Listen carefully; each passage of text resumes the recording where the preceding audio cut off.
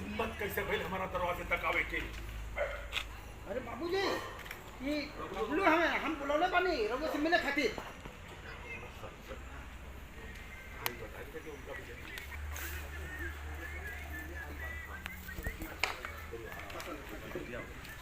इसका लुक ना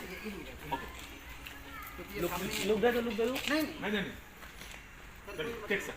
अरे उसकी लाइन से नहीं वो चौकने का और अच्छा मिल गया, बहुत अच्छा दिया था। ओके रेडी भैया, डाउन रोल कैमरा, एक्शन। तू तो हिम्मत कैसे भइल हमारा दरवाजे तक आवे के? अरे बाबूजी भुला गए नहीं का कि बबलू हमें मिले खातिर बुलौले बानी। तोर पसंद इतना घटिया हो कि हम सपने में भी ना सोच ले रहे। इनका कौन नहीं रहूंगा। बाबूजी वो दिन के बच्चे भी खातिर बड़े से क्षमा मांगो। हां तो माफी मांगो।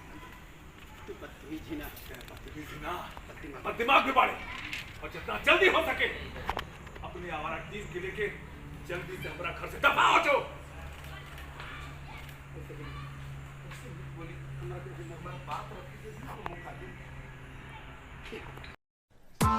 Press the bell icon on the YouTube app and never miss another update.